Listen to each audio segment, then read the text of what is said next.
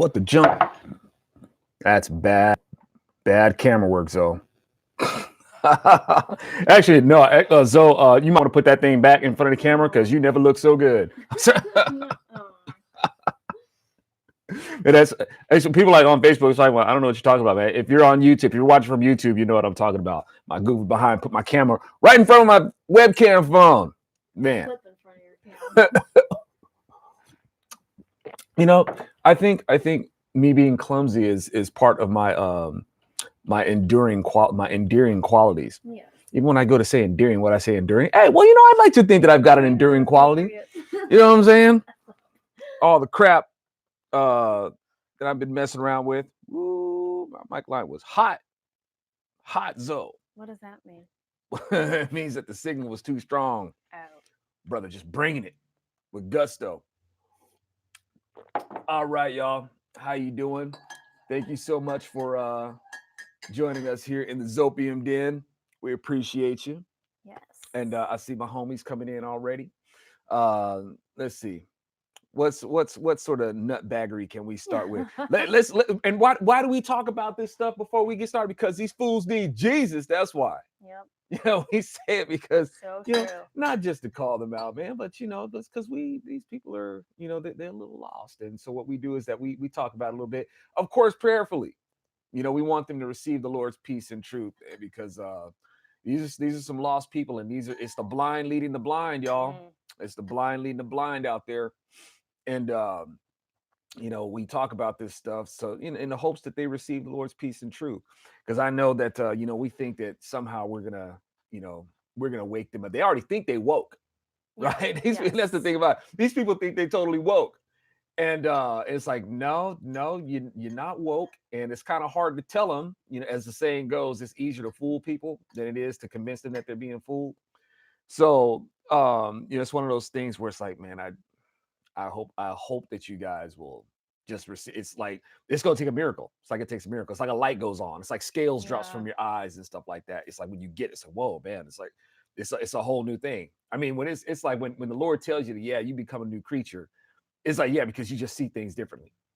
You know? Yeah, so true. So, you know, when it's like, it cracks me up, like when people try to tell me that, you know, I may need to be like, you know, I need to be more open-minded and I might need to consider that I'm wrong and stuff like that. It's like, man, see, that's a projection of your own self-righteousness. That's a projection of you not being able to handle that you're wrong, because I've seen both sides of it. Yeah. You know what I'm saying? Exactly. You know, I used to be on the left. I used to believe all that stuff. Like, come on, man, I'm a black musician in California. Come on now. You know, I know what it's about. Yeah. You know, I didn't see it. I've been on the dark side. Okay. I believed all that sort of stuff. And at some point, I did have to come to the conclusion that I was wrong. I done already done it. Right. I didn't realize I was wrong already. So it doesn't mean that, you know, the opposite of wrong is perfection. You know, it doesn't, you know, I ain't saying that I'm perfect, but you know, in becoming this new creature, it's like you see things and it's like, man, I know that I cannot do the right thing on my own. You know, I need the Lord's help to do the right thing. Absolutely. And that's what I'm, you know, praying for with these people. So you know, like say for instance, who we got out there? We got AOC, expert economics. Economist, right? Expert economic. That's what the American graduate system gave her as a degree, all that knowledge in economics. Yeah, people right now probably say, man, hey, Cortez's economics is better than your English, dude. You need to get your sentence structure better. Too much coffee. Right.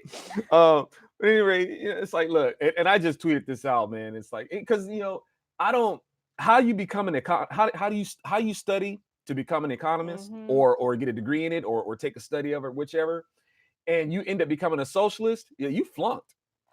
you flunked your class if you study economics and you become a socialist, unless your reasoning for taking economics is so you can better learn how to manipulate the system. Yes. So you can make, you know, so you can learn, you know, some of the nomenclature of economics, so you can kind of navigate your way through it to know how to twist it up to better effect. That way you can have like some sort of credibility, or you can speak enough language to make yourself look like some sort of expert, right?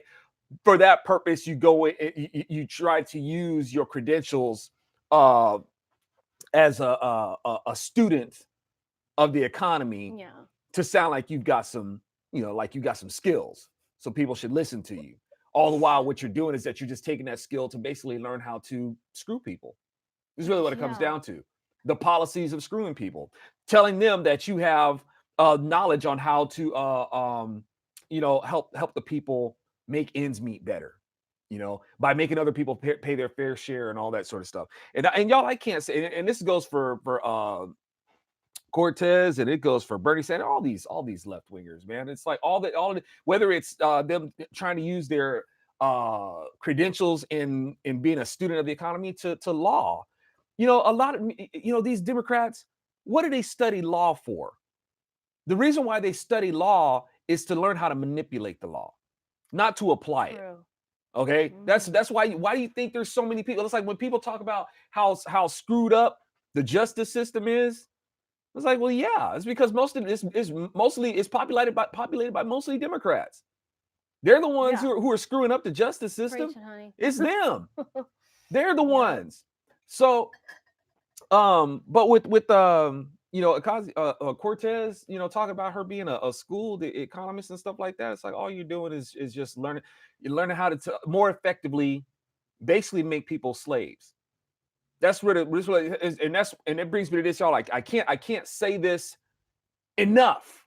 I can't say it. What's up, YouTube? I see my YouTube folks coming on up in here. Thank you guys so much for joining us here in the ZOpium Den. Yes. Anti-Fuddy Duddy Bible Study. Hey, look here. It drives me nuts. I can't say this enough, y'all. And I wish I didn't have to keep saying it, but at some point maybe it'll register, with conservatives. To knock it off with calling this a new Democrat Party. Bernie Sanders is Bernie Sanders is old. Ain't nothing new about him. He's old, right? And he is a representation of how blind Democrats are and how they demand this narrative, but they're totally out of tune with this narrative. The Democrat Party claims to have this disdain against rich old white men. No, right? And who is Bernie Sanders? A rich old white dude. Yeah. Trying to convince other people to have issues with old rich white people. Yeah. And there's nothing wrong with you with being older. There's nothing wrong with being rich. There's nothing wrong with being white. But these people go out there and try to sell this idea on people and then turn around and get behind the very thing that they're supposed to be against. Yeah. That's Democrats all day. That's just who they are. Yeah. Confused, hypocritical, conflicted people. That's just who they are. Forget what they do. Right. Forget what they do. It's who they are. Right? That's just their nature. It's their nature. That's who they is. Okay? So this whole thing about it being a new Democrat, this new socialist Democrat Party, conservatives, help me out with this. Help me out, because conservative, it's like we got a lot of conservatives out there that make this a heck of a lot harder than it needs to be. These simple terms. There's a reason why the word says life and death is in the power of the tongue, y'all, because these simple terms, they explode with effectiveness for the Democrats. You help Democrats by saying these things. When you're out there, conservatives, and you're saying that this is a new Democrat Party, the Democrat Party has gone full blown. Man, this ain't new. This has been a concept that's been going on since the early 1900s. You have politicians out there saying, "Man, I don't have to run as a socialist. I can run as a Democrat." Yeah. They've been saying that since the early 1900s. Why? Because all socialism is about is benefiting off of the fruits of someone else's labor. That's what the Democrat Party is. They have always been that way. Hello, slavery. They've always been that way. This ain't no new stuff. Conservatives need to quit with that. This new Democrat, this party of radicals, there's nothing radical about them. And I keep hearing conservatives say this all the time. And it's like, you guys, you're exactly why people think the party switched sides. You're exactly why. Okay? That's why. Because they keep giving them the language to do it. As a matter of fact, what just happened? What's going on in Virginia right now? Oh, the different cities are maybe going to decide amongst themselves to take the Confederate statues and monuments down. So in Virginia, man, and Democrats are going to use this. When there's going to be this argument about taking the Confederate monuments down, because that's going to come up again. It's coming up again. And the Democrats are going to use this. Conservatives, you ain't ready for it. Because I don't really see conservatives out there trying to tell people. It's like, tell them about my book. Tell them what I've been trying to tell you. You have conservatives out there. We need to leave those monuments up because it's about heritage and history. Heritage and history of what? Yeah. Of what? Right? And while these same conservatives can look at these Democrats today and see that they're obsessed with race.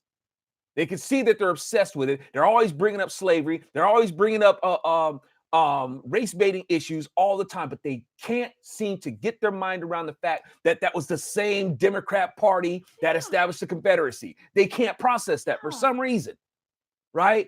And I'm like, look, yes, I agree. Leave the statues up, but you got to do better than saying it's about heritage and history. Yes, you got to do better than that, because that's how they tell people that you switch sides.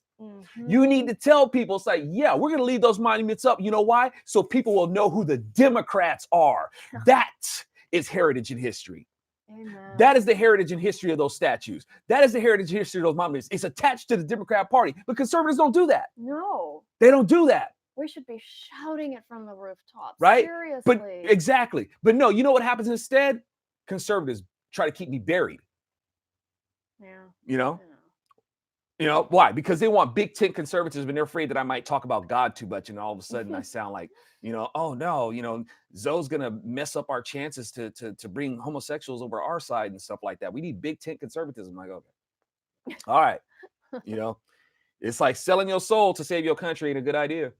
Right. Well, I mean, because, and people might say, oh, well, don't we want people to, come over to our side and vote our values? Well, but your thing is that they might not agree with our values, right, on everything. Yeah, because it's the only thing is that they're just what it comes down to, y'all, is that they're just disgusted with the Democrats not keeping their promises. They feel unfulfilled.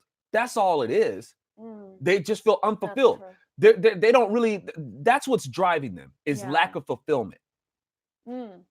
Really, that's what's repelling them. It's repelling them from the Democrat Party. And if anything, it may gravitate them towards Trump, but it's not gravitating them towards being Republican per se. Right. And really what it needs to gravitate them towards is the word of God. Amen. If you're going to walk away from something, you need to walk away from your sin. If you ain't going to walk away from your sin, then you need to keep on walking. Yes. All right. Don't bring it up in here. Don't bring it up in here, because then it's just like illegal immigration. These people are there. A lot of those people are good people too. Because I know a lot of people who are walking away, they think of themselves as good people, but you're going to come into our camp and you're going to make this place just like what you left if you haven't really walked away from your sin. Right. And we can say the same thing about illegal immigrants. You can't, I get it. You might think that you're a good person and all that sort of stuff, but you're breaking the law. Yeah. Okay, that's what it comes down to. The bottom, initially, you're breaking the law. Right? So, y'all, all these things, conservatives just need to be really careful, because conservatives get so caught up with winning in the name of Trump. Yeah. Winning in the name of Trump, it's like, y'all, you can have your political victory, but the culture is going crazy, and you're going to end up with a culture of obscurity. Yeah. Not let alone a big so-called conservative tent of obscurity. I was gonna say, it's going to be a party of security. Obscurity. If they were really had their heads screwed on right about leaving their party, we should have seen a mass exodus in 2012 when the Democratic Party kicked God and Israel out of their platform. We should have seen a mass exodus, right? That's right. That's right. They share our Republican values. That should have been enough to really tick them off. It's like, what you gonna do God like that? God's not good enough to be the platform. You gonna boo God? Bye. That should have been enough right there, but that wasn't enough, because God is not their fulfillment. Yeah. And that's one of the reasons why, like, a lot of conservatives don't like me, because I'm not really behind the whole walk away campaign. Yeah. It's on its face. There's something really wrong, and we know what it is. It's like, look, I'm glad that you guys are like seeing the light, but if you ain't seeing the light of God, then because y'all, we've seen this before already. We done already seen it. If you're just running, if you're walking off just because you don't feel fulfilled or you feel oppressed or whichever, and the thing is that you'll end up going right back. I mean, y'all, it's like couples in love. They break up. Why? Because they're not feeling fulfilled in their relationship, and then they walk off. And guess what happens? They walk right back to each other, Yeah. right back into their oppression. They do it Right. all the freaking time, right? That's human nature. That's why you got to get that godly nature. Yeah, it is human nature. You know what I'm saying?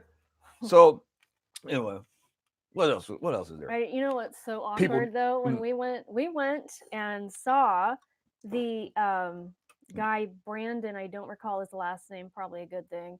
The guy who has the walk away campaign, and you took him aside and gave him the gospel. Oh yeah. I think that is so awesome, honey. Yeah, I did. I hope the seed was planted. I can't remember. I can't remember. Can't either. And we're excited that he is seeing the light, and he is, campaigning for Republicans and gonna vote for Trump again. But I'm very grateful that you gave him the gospel, honey. That was very bold. Right on, right I know on. you're not well liked for it, but right? you're just the kind of person who will do that, though. All right, y'all. So, if there's is there anything else? We can go ahead and get into this. Do you want to talk about, or did you want to hit on that kid with the dreadlocks, how he got to go to the Oscars? Oh yeah. Okay, y'all.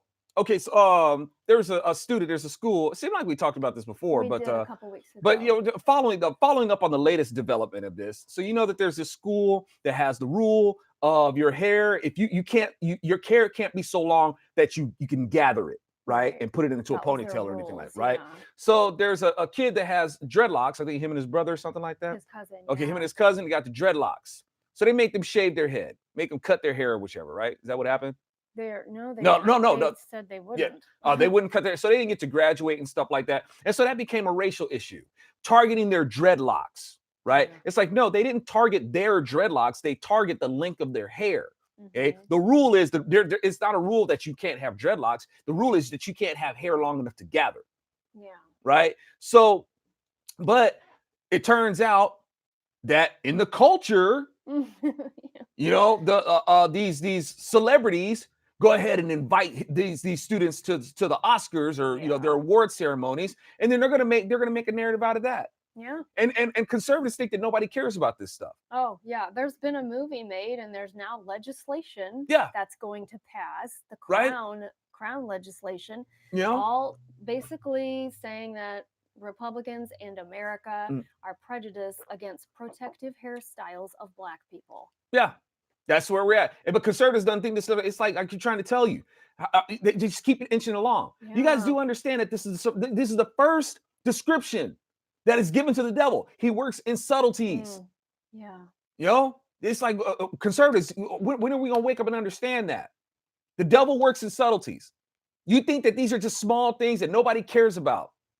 Oh man, they use this stuff all the time. Sure do. Right? So it's like when that snake gets a hold of you, it's just swallowing a little bit at a time. Oh my. Right? That's what's happening. Okay. So and they use these celebrities to do it. But conservatives like to nobody cares what these Hollywood celebrities think. Y'all can tell yourselves all day long that the ratings are going down. Hardly anybody watches these shows. CNN's ratings are going down. CNN's still here. I've been hearing that for 15 years. Yeah, I mean, when you got Republicans out there saying nobody watches CNN, nobody watches MSNBC, and all that sort of stuff. Well, they're still here. That's like Democrats saying 47 million people are going to die if they don't have health care. Okay, well, 47 million people. I haven't heard of this drop off. Or when Democrats keep saying that the world is going to end in 12 years. Conservatives sound like they do. When they're talking about nobody watches MSNBC and nobody watches CNN and nobody watches all that stuff, but they're still here, right? Somebody watching it. I tell you what, nobody's watching it, huh? You can't go to an airport without CNN and playing. Oh Lord, that's true. You go to the airport, that's all you're gonna see. So what if they made an agreement with them? All that stuff is that's all they see. Yeah. All the time. You go on to Google, you want to pull up the news, that's what you're gonna see first. Yep. You go on YouTube, Bloomberg, boom. It's like all his ads are coming up there. That's all you're going to see, right? These people are everywhere. It doesn't matter if you think that they're watching it or not. It doesn't matter. They're still here, and they're still everywhere. You know, but conservatives, when you get cocky and you think that nobody's paying attention to this stuff, all right. It's like, okay, I'll give you that. Say your child isn't listening to music, wearing any of the fashion, or watching any of the movies, Mm. right? Yeah. Or, yeah, any of that. They're still being indoctrinated from daycare to postgraduate school. Yeah. That stuff absorbs, y'all. Yeah. You know, it's like, please don't think that it doesn't. It does. You know, if you think that the people aren't being manipulated or being indoctrinated with this stuff, then you got to explain how it is that Ocasio-Cortez is a Oh congresswoman, my goodness. right? She's there in Texas, well, I guess where they're supposed to be really conservative. Well, you got Sheila Jackson Lee, Huh. you know, or when you got these people that are getting into office. It's kind of difficult to say that nobody cares what these people think when these crazy people are getting elected. When you got the four horsewomen, you know, the gang of four. It's like people are electing these people and want to be represented by their policies. Yeah. All right, so you know, let's not get cocky, y'all, and think that, you know, nobody cares what these people think, because a lot of people do, and we got to represent the culture instead of thinking that, you know, all this stuff is just going to be solved by Trump.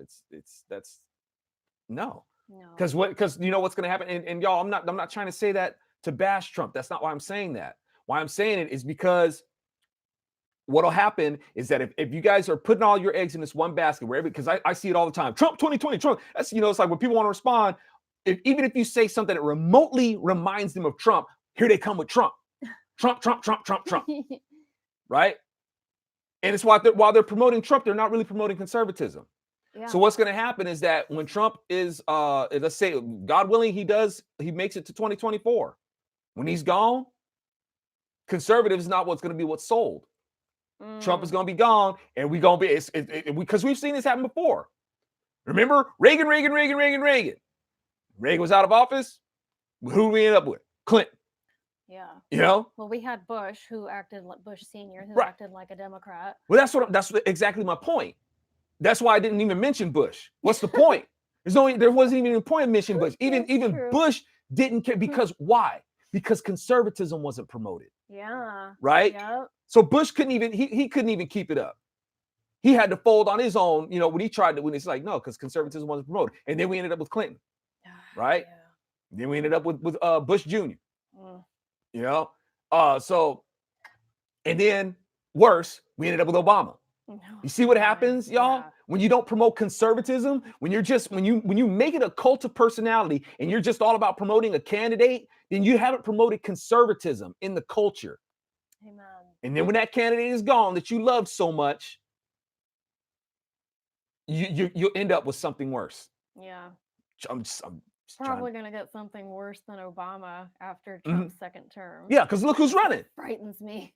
Right? Look who we got. It's like, y'all, I want y'all to think about how bad has it gotten. This is how bad it can get. This is how bad it can get. Just think that right now you got a person like Buttigieg. Right? That's how far it's gone, to where when a president is sworn in and they're having their celebration, can you imagine before the whole world, two men celebrating this event with a kiss? Right? The world is gonna laugh, y'all. They're not gonna be like, oh, congratulations, you guys are so woke. They're gonna laugh. Yeah. Right? So that's where we are now. That's what we're moving towards. Wow. And you know, it's already been shown that you know, this can happen again. You can have a great president, and if only thing you're promoting is the president, without promoting conservatism, what will follow that president will suck. Yikes. Right? But we know that we're not the silent majority here in this fellowship. Oh, and speaking of fellowship, y'all, I wanted to bring this up really quick. I'm saddened that a visitor of our fellowship, somebody who's been with us for a long time, right? Yeah. Decided that you know, and I'm not bringing this up to like case on them or anything like that. Because this could be anybody, you know. And you know, when you step on some toes, I guess, you know, people will get offended and they'll want to pull out. So there was one of our viewers has decided that they don't want to support, my work anymore because they feel that I am unkind, or actually the word that they use is that I bash Catholics. And basically when they contacted me, basically accusing me of bashing Catholics and going on for like an hour doing it. And I responded and I was like, you're basically lying on me. That was an unkind thing to Yeah. say. It's like to call me out and say I bash Catholics for an hour, which just is not. It's not true. It's totally not true. And I let them say that's a lie. And I understand that you're a supporter, but if you're a supporter of mine and you've been a supporter of mine for a long time, then you got to know that that's not true. You have to know that that's not true. How could you even come to that conclusion, right? Yeah. So, and I guess the person just did not see it, and like I said, accuses me of bashing Catholics. See, here's the thing, y'all. When a person, and I've actually been accused of bashing Catholics on several occasions, actually. And see, here's the thing, y'all. I don't talk about my disagreement with Catholics any more than I talk about my disagreements with anybody else. That's true. Right? Very true. Whether it's about Islam, whether it's about illegal immigration, whether it's about homosexuality, whether it's about the Democrat Party or whichever, right? I don't have a mean spirit when I talk about these things. Yeah, I may be eloquent, but I'm not mean spirited, and I don't bash these people. There's no bashing here. All right. And so, the reason why I'm saying that, y'all, is because I can have, these same people, who are concerned about Catholicism will hear me talk about Islam, will hear me talk about homosexuality, will hear me talk about illegal immigration, all that sort of stuff, but never accuse me of bashing. Never. But if I say something that doesn't square with them concerning Catholicism, all of a sudden I'm a basher. When I do not approach the issue any different than I've approached anything else that they should have accused me of bashing of. If that's what I'm doing, I'm not a basher, guys. It's not what I do, right? It's not in your heart. Yeah. So, at any rate, y'all, I mean, if I don't expect that people are going to agree with me on everything. I don't assume that anybody's going to do that, but at least be honest. If you have a disagree with me, to say that I spent like an hour bashing a belief of people who believe in this, that's just not true, right? And my responses to those things like, look, I'll give it back to you the way you gave it, if anything. So, that being said, y'all, I don't want to lose any support. Yeah. But at the same time, y'all, I'm not gonna, pander just so people and shape my views or not tell the truth just so people will keep sending me money. I can't do that. Yeah. That would be dishonoring you. Amen. You know what I'm saying? Whether you agree with me or not, even if you don't like what I said, and you're like, you know what? I don't like what you said. I'm pulling money.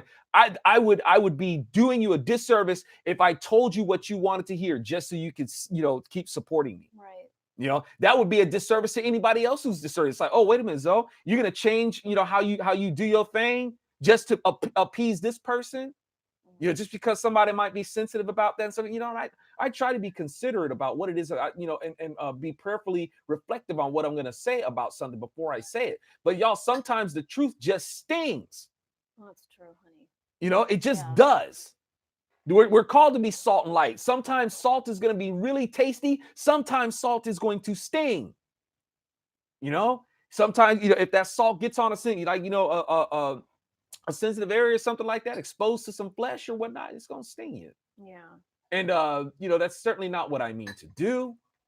But it's a part of telling the truth. Yeah. And, like I said, I'm not looking to lose any support. I need all the support I can get. I'm not trying to, be a whiner here or anything like that or whatnot. I'm just telling the truth. I'm telling the truth. Yeah. Barely holding it together here, y'all, to keep it. The shadow banning is really got us, in a chokehold. And for me to reach more supporters is an uphill battle, y'all. It's totally uphill battle. right? To not just to keep the supporters that I have, but to gain. I can barely gain a new audience Yeah. because I'm choked off from other people seeing me. You guys see right now that as you see my posts, hardly anybody sees them. I've been putting up videos on YouTube for like all of January, all of February.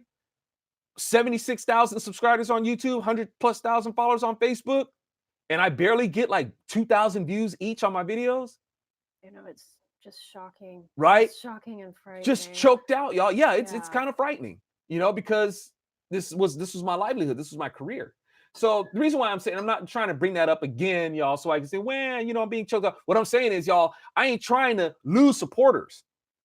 I'm not trying to step on people's toes so I will lose them. But y'all, I can't sell out. I can't shape the way that I say things to fit everybody. Yeah. And I'm not going to dishonor you by trying to do that to make everybody happy so I can rake in more, support. It's not going to do that. I got to call it like I see it. That's what you guys have supported me for. Yeah. Calling it like I see it. That's true. And delivering it in a certain way. That's what I do. And, so I certainly am not trying to offend anybody, Catholics, Islam, or anything like that. I have disagreements. Yeah. I'm like saying, I don't think this squares up with what God says. Yeah. I'm looking at it. That's your most passionate disagreement. Right? I just don't see it. I get it that you guys do. I don't see it. Yeah. With all due respect, I love y'all. Yeah. And you really do. Like I've told people, most of your in-laws are Catholics. Yeah. So you're not if you were looking to just sell out and be like, oh, we're all on the same path, it's all God, it's all the same God, then that's what you would say behind closed doors to my family, and in open doors, like in these fellowships, you would say the same thing. Yep. But your heart is for everyone to come to know the real living God. That's right. Yeshua. That's what it comes down to, and I understand it's a sensitive, it's always been a sensitive subject, always, right? When hasn't it been? Right. There's been bloody campaigns over it. It's like, you think I don't want to go fisticuffs with anybody over this stuff. I really don't, man. It's like, I want there to be peace, but the Lord says, yeah, where it's possible, make peace. The reason why he says that, because it ain't always possible. Right. Amen. Some people are just going to be really sensitive about it, and they'll get very defensive over it. But that's our job. The prophets and the disciples and apostles and Jesus himself, they faced much, much worse. Oh, for sure. Right. For telling the truth. For sure. Yeah. And that's one of the reasons why when you look at what they did, y'all, that's one of the reasons why it's so important to have a vehicle to deliver truth. And Jesus even told us that. He told us, It's like, dude, you're gonna have to, because what did Jesus tell us? He says, you're going to have to use what the children of the age do to what? Make friends. Right? Sometimes you can't just tell people the truth. Sometimes you have to present it in a way that they can relate to. So you can have that friendly dialogue. Conservatives don't really do that. That's one reason why I'm trying to, I want to do the ZOpium Den, but I want to do other productions and do other things to find ways to relate to people creatively. So it's a more friendly approach and a more relatable approach to them to get the truth to them. The Lord tells us to do this. That's what I keep trying to tell conservatives. Support the creative promotion of truth. That way it comes because it works. It does, because you got these liberals out there making all this stuff, and you got conservatives that pay for it too. They'll watch their stuff. Oh.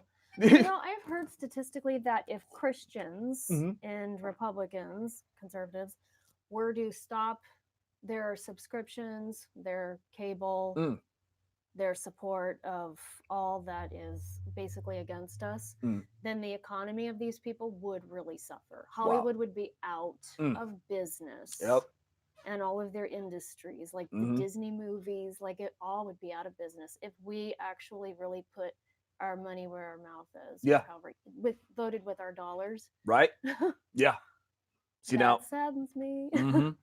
So, Paul might have had it a little bit easier if he would have put, what he was saying into a play or something like that. It's like, Paul, Oh, why don't you put honey. this stuff in a production? And you know it, right? Because how is it that these Democrats, these liberals can get up on stage and say the stupid stuff that they're saying and get away with it?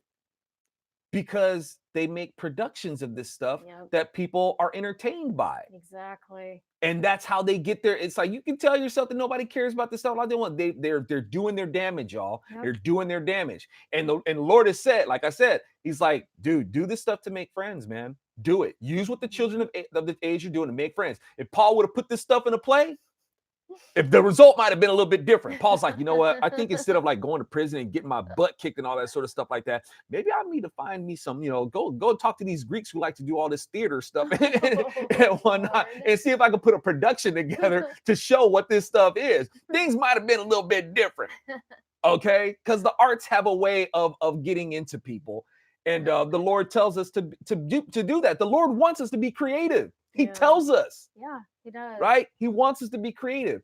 And for some reason, conservatives, they don't support creativity, man. Not enough. Yeah. A lot of y'all do, Exactly, a lot of y'all do. And I'm so appreciative of it. We need more. Got to have more. Yeah. All right, y'all. Let's get with it. What chapter? We're on Acts 25. Let's get the Most High priest and king, Yeshua. And Holy Spirit, we are trusting in you to help us walk and talk in your way, to be fruitful for your glory. We want to thank you, that we have this opportunity to have this fellowship and study your word. We thank you for your word.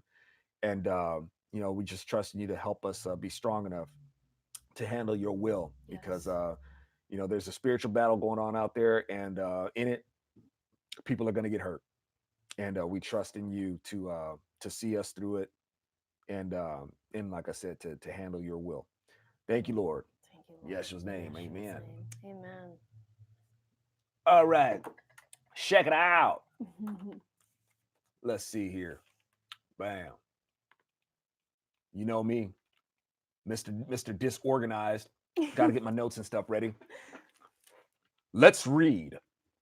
All right, 25 Acts.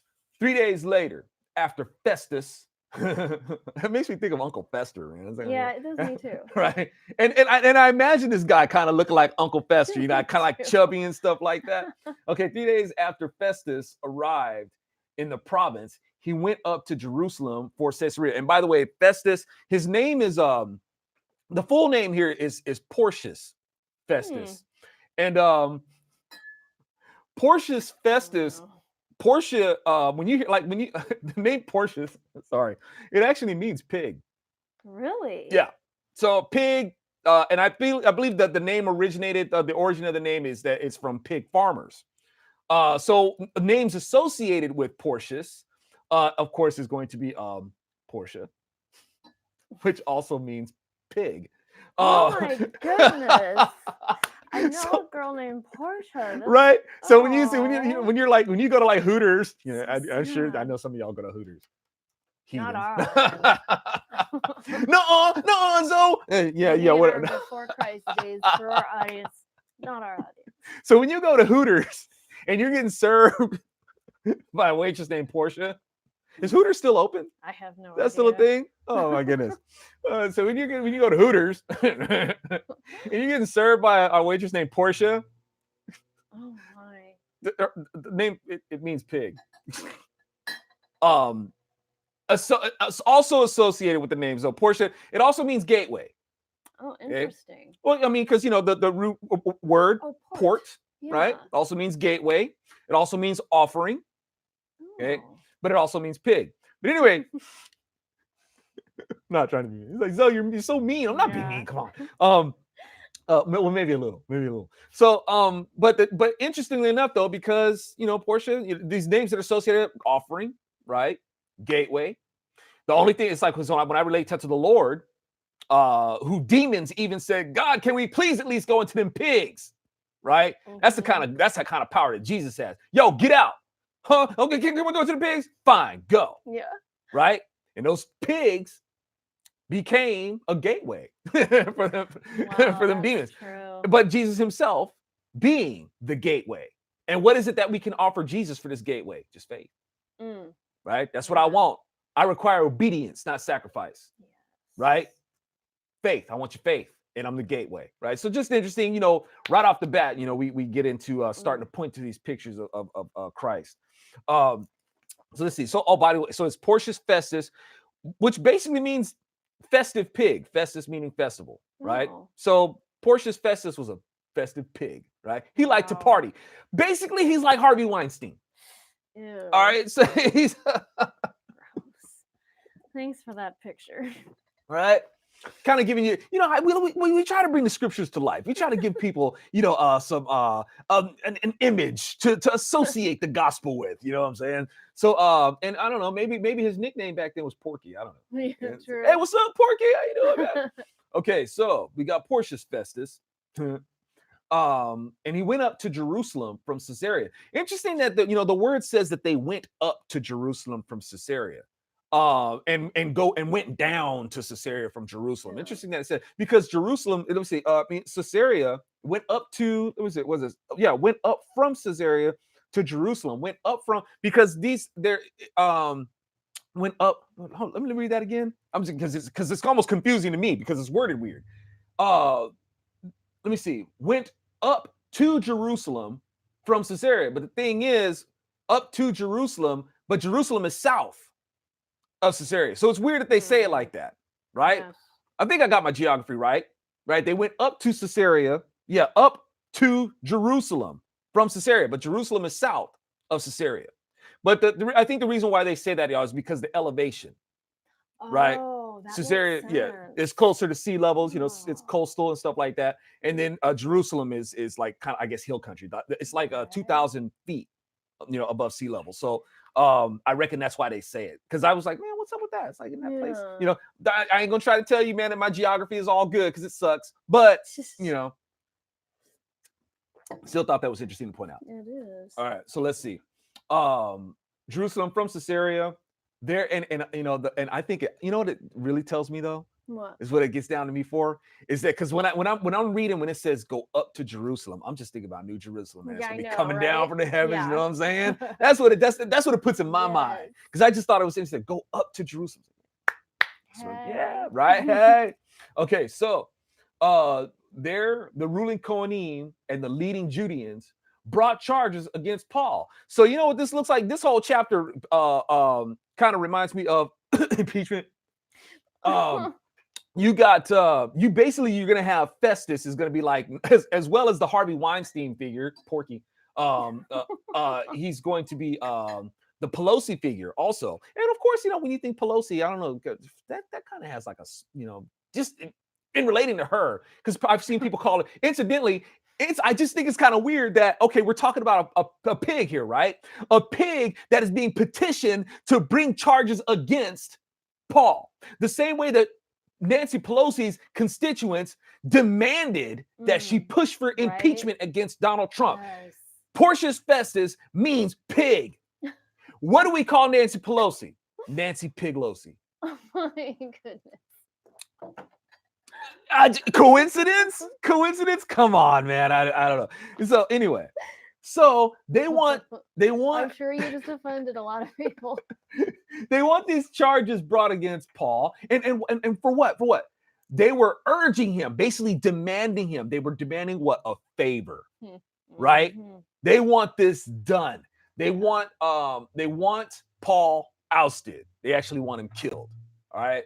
So to have Paul sent to Jerusalem, planning to ambush him and kill him on the road. There's a killer on the road. That one had the door stuck in my head now. Okay. Anyway, Festus then answered that Paul was being guarded at Caesarea and that he himself was about to go there shortly. So then he said, let the prominent men from among you go down with me. And if there's anything wrong in this man, let them accuse him. Okay. And y'all, incidentally, this whole thing, what do we got going on here? We're talking about favors. We're talking about you do this and we'll do that. What's going on here? Quid pro quo. we got some quid pro quo going on up in here, and we see how this plays out. The word of God is letting you know, what these people were doing was nasty. They were doing the wrong things. palm greasing going on, quid pro quo, Yeah. favors, bribes. That's what's all going on. These people, these officials are taking bribes from people. Like Even in the last chapter, he was saying that he was hoping that Paul would pay him off. Right. They took bribes. Yeah. You know, and as you're going to see, even these people knew that Paul wasn't doing anything wrong. They're going to say it's like the dude wasn't even doing anything wrong. They know it, but they just don't like him. Right. Yeah. That's all. That's all it is. That's all you need. Yep. That's all you need. We don't like you. We don't like you, and we're just going to throw accusations at you. Right. That's all we need to do. Man, what if as we've been reading through these chapters in Acts, does that not relate to today? Oh my. Don't it though? Is it a sign of the times or what? This book is not outdated. This book is not outdated. It's speaking to us from thousands of years ago. As we always say, it reads us. It reads us. Okay, you gonna see it. Watch. Okay, so Festus then answered Paul that Paul was being guarded at Caesarea and that he himself was about to go there shortly. So then he said, "Let the prominent men among you go down with me, and if there's anything wrong in this man, let them accuse him."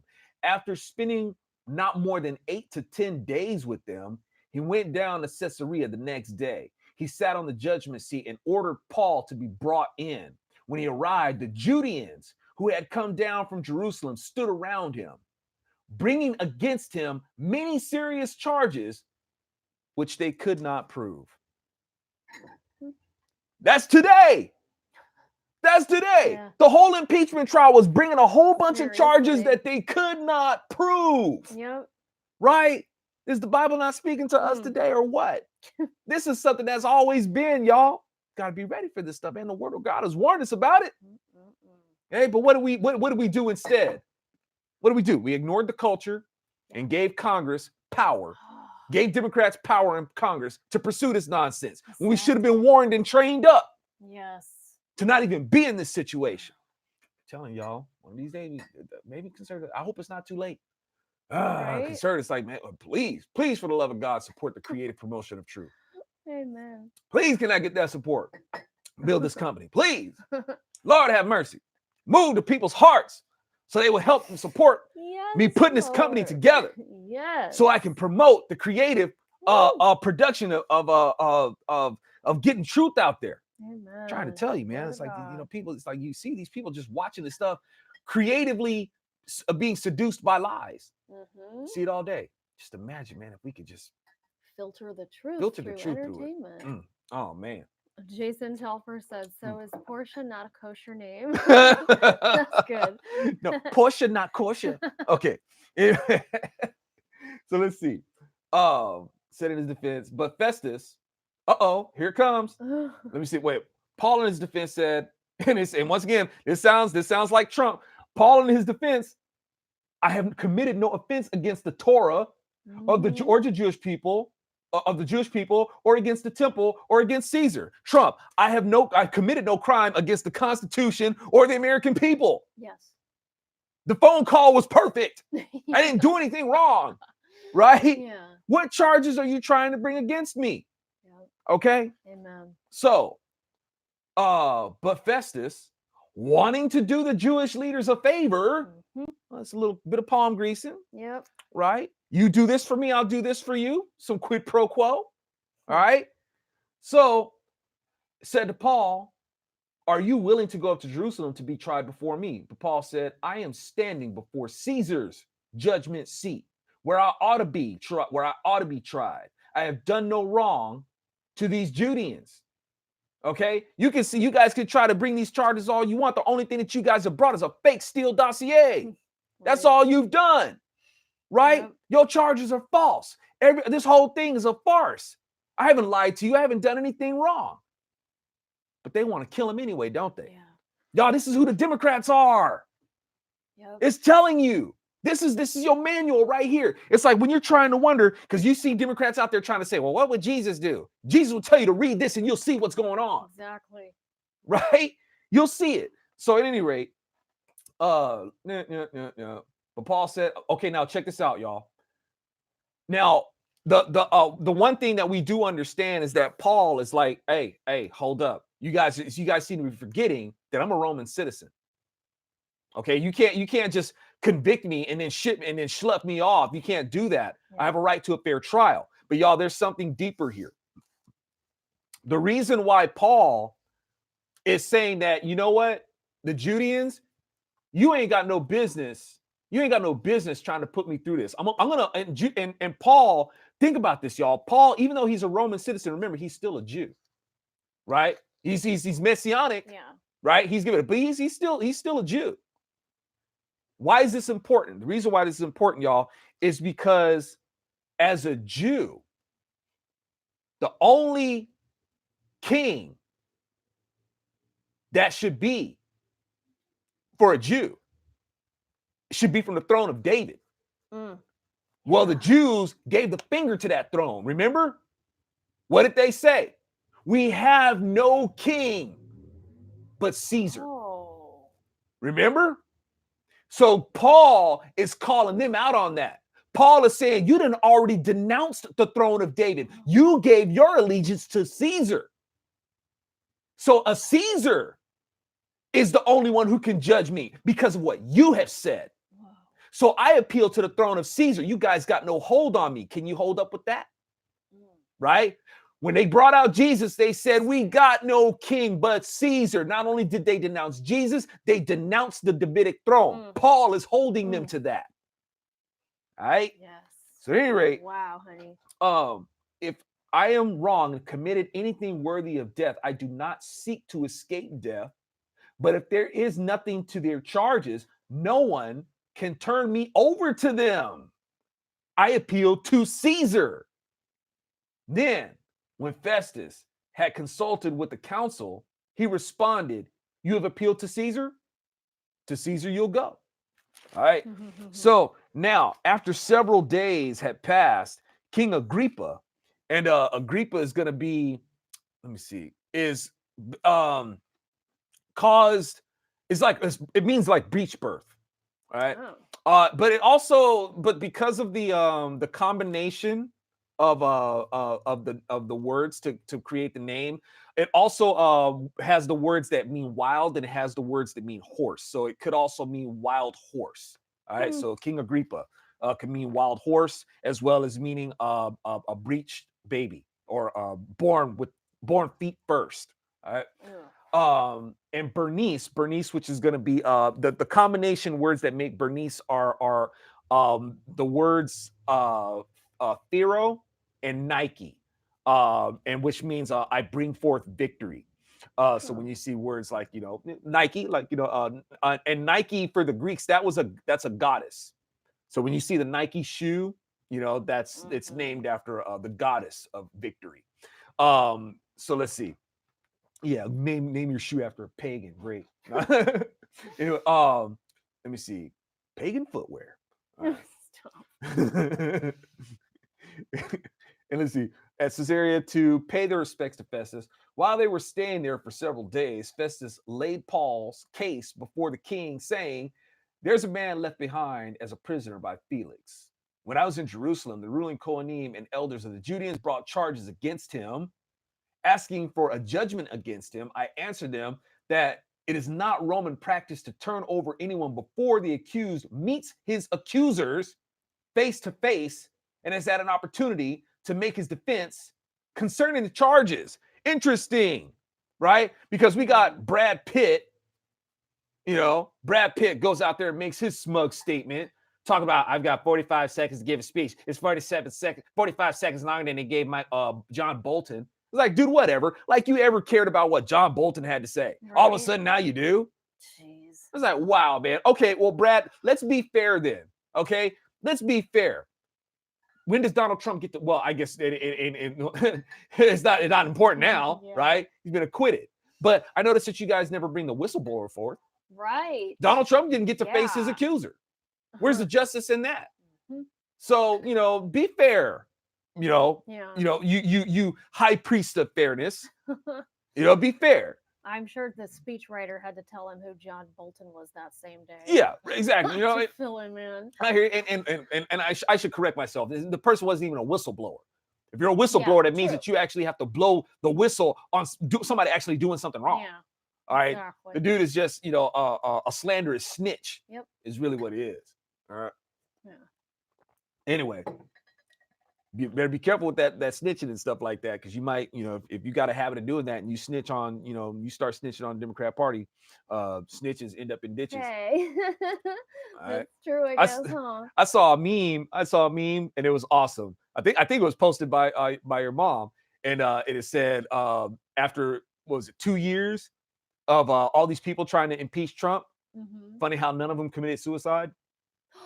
Oh. Yeah, it's like, we don't. It's like the Republican Party, we don't Yeah. suicide y'all. When you guys Exactly. trying to come after us, you go and you try to bring up stuff against Democrats, you might find yourself missing. Yeah. It's like- Be suicided. right? Mhm. So let's see. When I was in Jerusalem, the ruling Kohanim and the elders. Did I read that already? Yeah, I'll take it from. I answered. It's not a Roman practice. I'll take it from 16. It's not a Roman practice to turn over anyone before the accused meets his accusers face to face and has the opportunity to make his defense concerning these charges. So when they came together here, 17. So when they came together here, I did not delay, but on the next day sat on the judgment seat and ordered the man to be brought in. When the accuser stood up, they were not bringing up charges of what crimes I suspected. Instead, they had certain issues with him about their own religion and about a certain Yeshua who had died, whom Paul claims is alive, right? So, like I said, they brought a Steele dossier. Yeah. They brought up a whole bunch of nonsense. It's like, dude, I'm not seeing where he did any of this stuff. See, these judges, they're thinking that, Paul is like committing terrorism. They think that, he's a perpetrator of sedition and stuff like that. They think he's doing like just some full on revolutionary, riotous, just detrimental stuff. Right? They think that he's just doing these heinous crimes. And it's like, dude, is this what you call us in here for? Really? Yeah. It's like, man, is why? Because he doesn't worship the same God as you do, as you guys claim. Like, it's like, gotta get out of here with that stuff, right? But they're still like, well, yeah, but we want to do the Jews a favor. We want to gain favor. They're politicians, y'all. They're politicians, and just imagine that the Judeans are a bunch of lobbyists, and they're gonna appeal to them, right? They want the power, so they're gonna be like, oh well, and tiptoe around this as gently as they can. All right, careful political maneuvering. So let's see, crimes I suspected. Okay, 20. Since I was at a loss as to how to investigate these matters, I asked whether he was willing to go to Jerusalem to be tried there in regards to them. But when Paul appealed to be held in custody for the decision of His Majesty the Emperor, I ordered him to be held until I could send him to Caesar. Then Agrippa said to Festus, I would like to hear the man myself. Tomorrow, he said, you shall hear him. So on that day, Agrippa and Bernice came with great pageantry, right? Like the Oscars. Yeah. All right. So he came in their flex SUV, trying to claim to be like all green and stuff like that. Let's see. Where was I at? Trying to be cute. Okay. Then entered the audience hall with the commanders and the most prominent men of the city. Then at the order of Festus, Paul was brought in. Festus said, King Agrippa, and all present with us, you see the man about whom the whole Judean population petitioned me, both in Jerusalem and here, shouting out that he ought not live no longer. But I found that he had done nothing deserving of death. And when he himself appealed to the Majesty, the Emperor, I decided to send him. Yet I have nothing specific to write to my Lord about him. Therefore, I have brought him before you, and especially before you, King Agrippa, so that after the investigation has taken place, I might have something to write.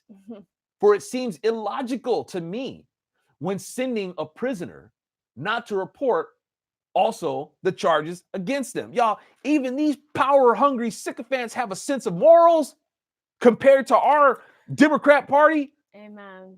Who have never seemed to have a moral compass, right? But even these people are like convicted. It's like, man, he hasn't done anything wrong. I'm gonna do this writ, and I can't even pull up. I can't even write anything down. I don't know what to charge this guy with, right? But even they are like saying, but notice that when they say that, man, I don't even know what to write down to charge him with it. Notice that even these crooked people didn't resort to making stuff up.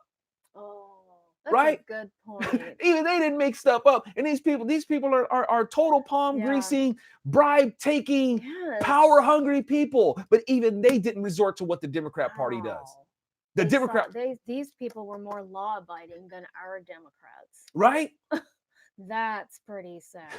So you got these people today that they have made up things. They make up things that aren't even in the Constitution. Abuse of power? Are you serious? Where is that in the Constitution? Totally subjective. It's like it's like you're gonna try to piece some words together to try to make that come out to be abuse of power. Like I said earlier, y'all, the only thing that comes close to abuse of power is what? Bad behavior that applies to judges. A judge can keep their seat pending good behavior as long as they act right. But that's about it. Abuse of power. So I mean, wasn't that more like an opinion? Yeah, this abuse of power thing, isn't that just how they feel about it? That's just how they feel about it. So with that, when you're looking at today, and this ain't a new thing with Democrats. It's who they are. They pervert the Constitution. That's why it gets me. I get irritated when I keep hearing conservatives calling Democrats radicals. They're not radicals. They're rebels, right? Y'all, we have a Constitution. There's a core to our republic. Our God-given republic. There's a core, right? There's a root. That's what radical means. It means root. And people try to say, well, radical means extreme. Well, they call them extremists. Yes. Don't call them radicals because they're not. Because even extreme in relation to radical means that you're going to take extreme measures to get something back to the root, back to the state of things. Right? Back to the original state, you're going to take extreme measures. That's why when the Republican Party was founded, they were called what? Radicals. The Republican Party was called radicals, rightfully so. And the Democrat Party were called rebels, rightfully so, because they rebelled against the Constitution. They did it then, they're doing it now. Why don't conservatives call them rebels? I don't understand. Why do you give Democrats the material that they need to do what they do in the culture? You think that but by calling them radicals, that's a negative? It's not. You're helping them. You're helping them promote the narrative that the parties have switched sides. Yeah, absolutely. That's all you're doing. Well, thanks to you, I've started to refer to them as rebels, and it helps me to remember their flag. That's their flag. They're rebels, just like their father. Exactly. That's what they are. They're rebels. Hopefully it'll catch on at some point. It did at one time before, right? I mean, when the Republicans back in the 1800s, they was ready to fight. Yes. Right? They took it all, all the way through. And we're founded, to say, look, man, this is liberty, and you can't be depriving it of other people. This is what it is. That's what this republic is. We gonna fight to keep this. Yeah. Well, remember you and I were talking last night that when Obama first got elected, we saw a kind of a national unity with Republicans and conservatives starting the Tea Parties. And we were actually seeing a lot of unity and protesting, and I don't know what we accomplished with it, a little bit, but at least we saw something happening. Yeah.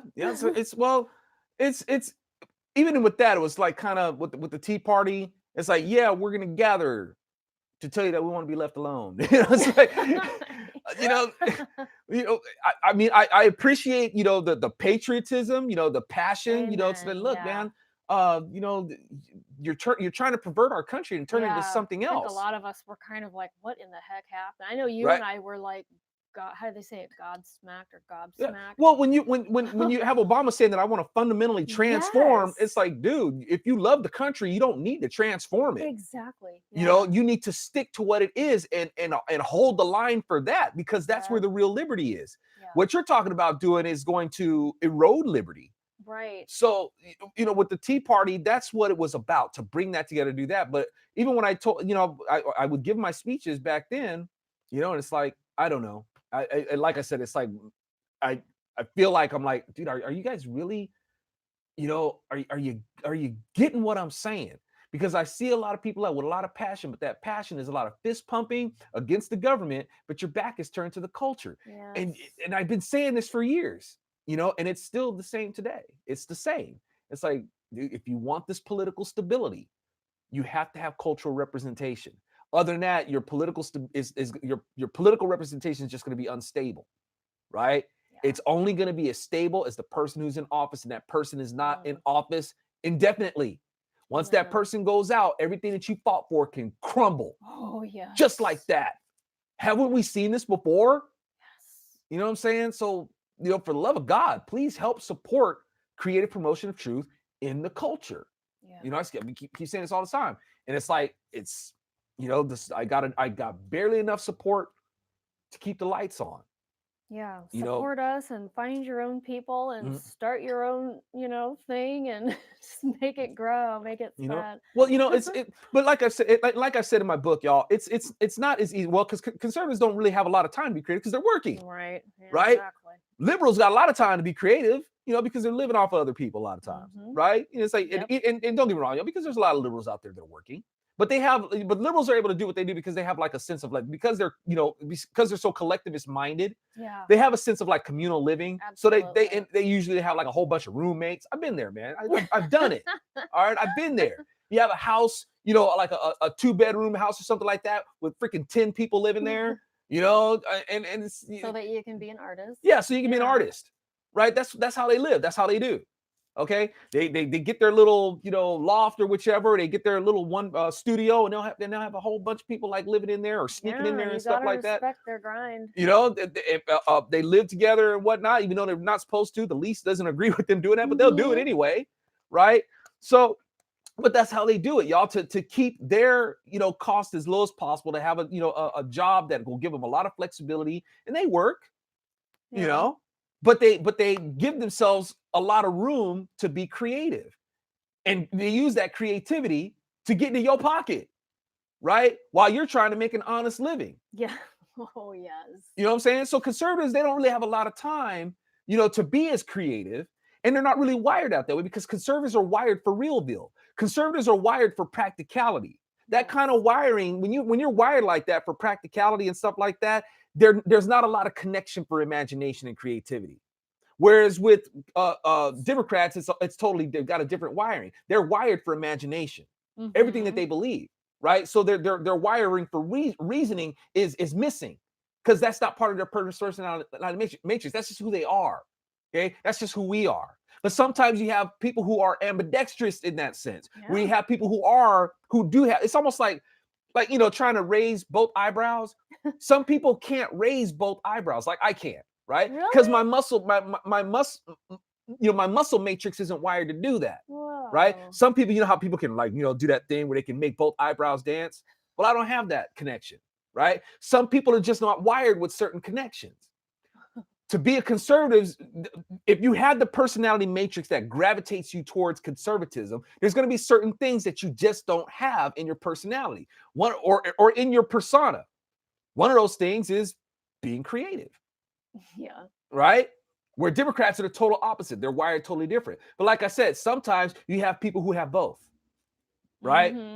Who have the connectivity for both. It's already there. It doesn't mean it doesn't mean that conservatives can't become creative.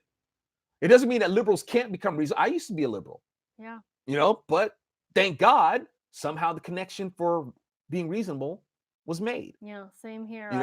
I was raised, pretty conservative, but then I went to college.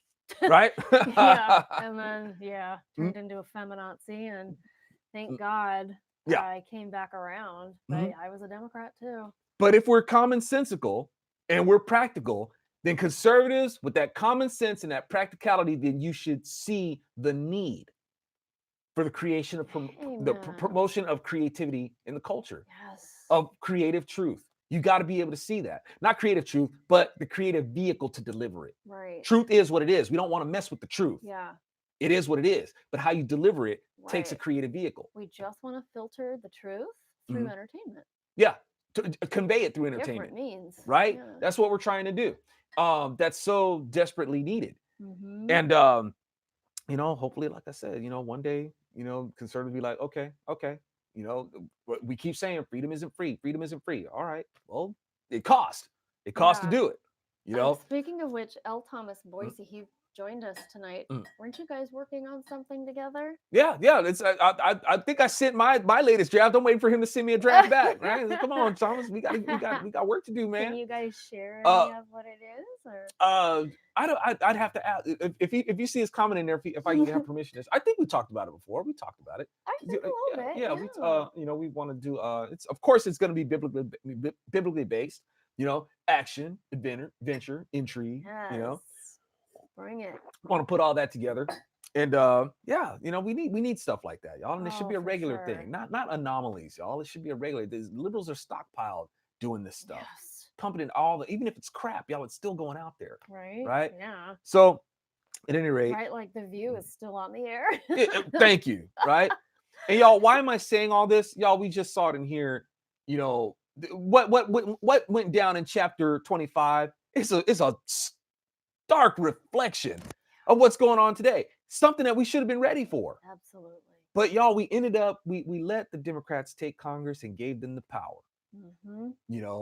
to do what they do, and it's like that shouldn't have happened, And so at any rate, that's why we should bring these things to put out there in the culture to say before you do that, because we're gonna base it on this. Yeah. It's like we've been warned about this and present it in ways where it's like, to get their attention long. Let's say, hey, this is really cool, and that way the message you got their attention long enough to convey the truth to them. Yes. Right? That's what we're trying to do. It works. Yes, it does. It works. Look at right? We're seeing how it works because So, they're showing us. that's right.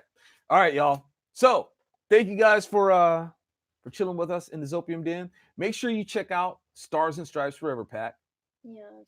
And if you got a beard and you want it to look good like this. And she sells soaps too. I'm Right. just saying her soaps are to die for. Sorry, you can't. Maybe one of these days they'll make a smell app. I know. Yeah, you get a smell app, and we can hold up some of that I soap, hope so. and you can cyber sniff it. I don't know. Arcadium right? Buffalo Soap. You know what I'm saying? Yeah, that's right. Go there. Yeah, go there. And book, get a book, Solid Right Cross. My website, bronzeserpentmedia.com. I hope you guys will support. Become a supporter, y'all. I thank you guys so much for those of you who do support. Who urge me to keep on going, because, like I said, it's a blessing to be able to do. Just want to be able to promote the truth, y'all, and I'm trying to hang in there with you. And the support is as valued as it is. It's real thin. It's getting thinner. And it's getting thinner. But we still have to talk about. But the word of God, I love it. I love sharing it with y'all. Yeah. And I want to do it in different ways and get other people, just to be able to catch other people. If you could just get their attention, if you can get their attention, just say, hey, check this out. And then start pushing it to them, you reach more people. You ain't going to reach everybody. Not going to reach everybody, but we want to try to reach who we can. Exactly. You know what I'm saying? We could do it. And just be obedient and try. Yeah. Just need this, just need the support. Grassroots support, y'all. Real grassroots, organic American support. Not the support that liberals have. It's not real. No, it comes from China and right? Arabian countries. It's coming from there, and it's coming. And reason when I say, because it comes from America too, but it's not real, y'all, because they're lying to them. That's what I'm saying. When I say that when it's not real, they're getting it from different countries that hate us, and they're getting it from people in America that they lie to. And it's just not real, right? That's why I'm trying to tell, I'm because you guys, I don't have to lie to you. I don't have to lie, I'm trying to make my case as compelling as I possibly can, but I ain't gotta lie to you. And you're not. And I'm not gonna. I ain't gonna lie to you. So, but that's what I'm just saying. I want the real homegrown, American-made, organic support to make these productions, right? Yeah. That's what I'm trying to do. We do have a prayer request before we Okay. skedaddle out of here. Sandy Marie is asking, can we pray for her cat Simon Jr.? He Mm. got badly burned in a neighbor's barbecue pit a couple days ago. I know. Can you just, Where you trying to cook your cat? honey?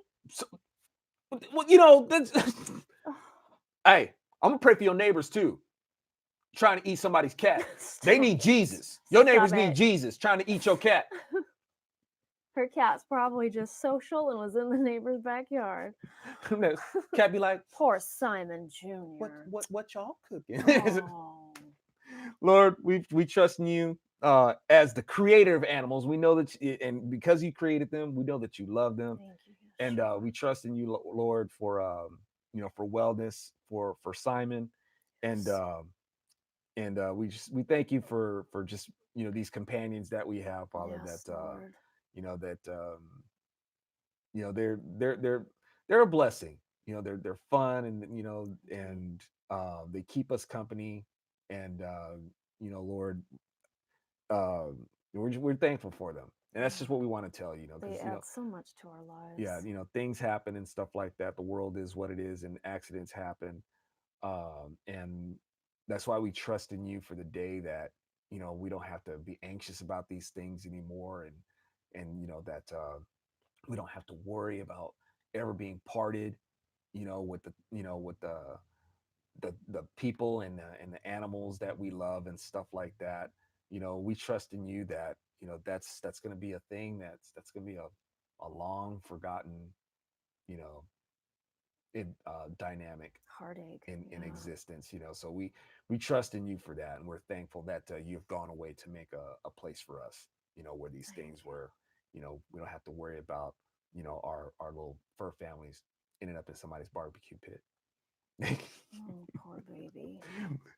Lord, trying to lift your spirits here, just trying to. I'm not laughing at your cat. I'm not laughing at your cat. I don't want your cat to be slathered with barbecue sauce or anything like that. And but you know, I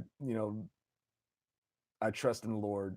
He's gonna give strength to your fur kid there. yes, and I All right. pray also, Sandy, that the Lord gives you the discernment that you need to best know how to take care of and comfort Simon Jr.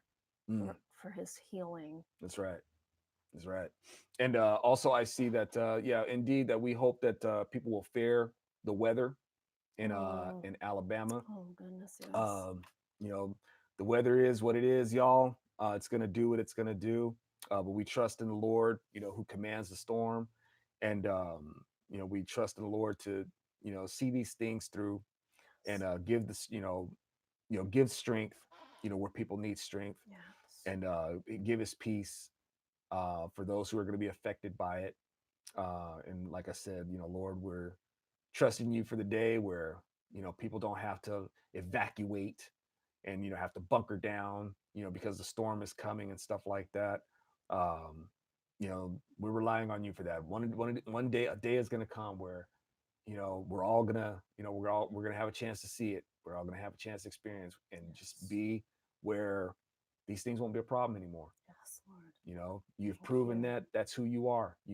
This is something that's not beyond you, and you want to bring us into that. Yes. Thank you, Lord. We hope in you. In Yeshua's name. In Yeshua's name. Amen. Amen. All right, y'all. Thank you so much, and we will see you next time in ZOpium Den. Yay. Anti-Fuddy Duddy Bible Study.